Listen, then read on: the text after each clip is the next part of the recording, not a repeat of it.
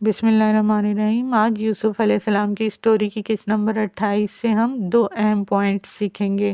ایک تو یہ کہ جب کوئی آپ کو اپنے آپ سے برتر مانتا ہے تو وہ آپ سے خوفزدہ ہو جاتا ہے۔ جب خوفزدہ ہوتا ہے تو ٹانگ کھینچنے کی کوشش کرتا ہے۔ تو ایک بچے نے کس طرح اس طرح کے لوگوں سے ہینڈل کیا۔ دوسرا یہ سیکھیں گے کہ کیا محبت میں اتنی طاقت ہوتی ہے کہ کھانا لذیذ ہو جائے اور بگڑے ہوئے کام خود ہی سنور جائیں۔ جب یوسف نے بڑی ایمانداری اور توجہ سے کام شروع کیا تو اس کی وجہ سے کھانے کی تقسیم میں ملازمین کے بیچ ہونے والی بے انصافیاں کھلنے لگیں۔ خاص طور پر موبت کے 5 کاہن تھے، مگر وہ کھانا لے جاتے تھے 20 افراد کا روزانہ۔ یوسف نے بہت بہادری سے سب کے سامنے کہہ دیا کہ یہ بے انصافی ہے۔ کاہنوں نے غصہ ہو کر کہا، ہم اپنے خداؤں کا حصہ بھی لیتے ہیں، جس پر یوسف نے مسکرا کر کہا، آپ کے خدا کھانا بھی کھاتے ہیں۔ اس بات پر سب کاہن بھڑک گئے۔ باقی سب لوگوں کو بھی یوسف کو دیکھ کر حوصلہ ملا اور وہ ہنسنے لگے اور بولے کہ ہمیں تو ٹھیک سے کھانا بھی نہیں ملتا اور یہ کاہن اتنے موٹے تازے ہوتے ہیں۔ بڑے کاہن نے کہا، اب میں اسے زندہ نہیں چھوڑوں گا۔ زلیخا اور پوطیفار جب کھانا کھانے لگے تو وہ انتہائی لذیذ تھا۔ خادم اور یوسف سے پوچھا گیا کہ آخر کھانے کے ساتھ کیا کیا ہے جو اتنا مزیدار ہے؟ پتہ چلا اس میں بھی یوسف کا کمال ہے۔ زلیخا بولی، یوزرسیف، کیا تم علم سحر بھی جانتے ہو؟ کس طرح کر لیتے ہو اتنا سب کچھ؟ یوسف معصومیت سے بولا، علم سحر کیا ہوتا ہے؟ پوطیفار نے یوسف کی جگہ جواب دیتے ہوئے کہا، یوسف کو کسی علم سحر اور جادو ٹونے کی ضرورت ہی نہیں، اسے تو بس محبت کے طور طریقے آتے ہیں، اسی لیے اتنی لذت ہے اس کے ہاتھ میں۔ آج سے یوسف ہی کچن کا انتظام دیکھے گا۔ یہ سنتے ہی کچن والا ملازم بے انتہا پریشان اور روحان سا ہو کر اپنی ساتھی سے بولا کہ اب مجھے باہر کھیتوں یا کانوں پر بھیج دیا جائے گا، میں نے بے انتہا تکلیفوں سے گزر کر یہ نوکری حاصل کی تھی۔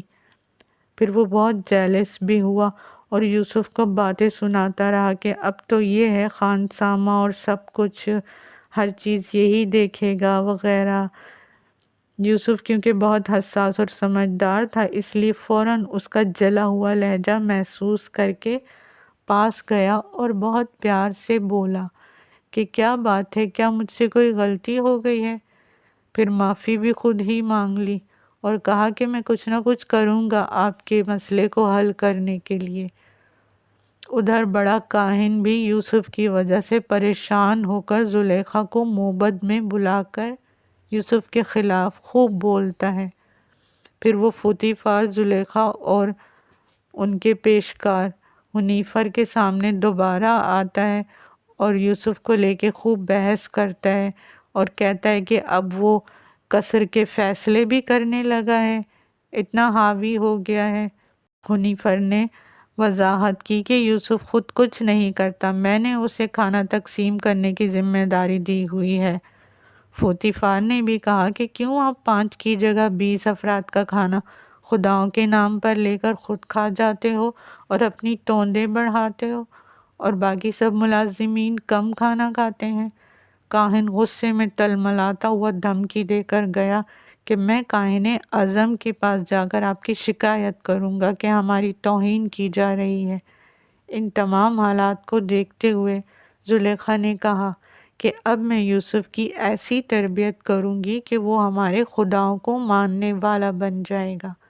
کاہن اعظم سے جب یوسف کی شکایت کی گئی کہ ایک بچہ ہمارے خداؤں کا دشمن ہے، سب کا ذہن بدل دے گا وہ، اور میں وہاں پھر نہیں جا سکتا، تو کاہن اعظم نے ڈانٹ کر کہا، جاؤ واپس، ایک بچے سے ڈر گئے؟ ہم تو حکومت کا تختہ الٹنا چاہتے ہیں اور تم صرف ایک بچے کا سامنا نہیں کر سکتے۔ یوسف بدستور کھانا تقسیم کرنے کے کام میں مصروف رہا اور تمام ملازمائیں اسے کام کرتا دیکھ کر حیرانی سے بولتی کہ یہ بچہ ہے یا کوئی فرشتہ۔ کوئی کہتی حسن کا دیوتا لگتا ہے، تو کوئی کیا کہتا۔ یوسف نے کھانے کی ٹیبل سجانا ملازمہ سے سیکھا، مگر اپنے ذہن سے مزید تبدیلیاں کر کے کھانے کی ٹیبل کو اتنا خوبصورت سجایا کہ زلیخا اور فطیفار بے حد متاثر ہوئے اور تعریف کیے بغیر نہیں رہ سکے۔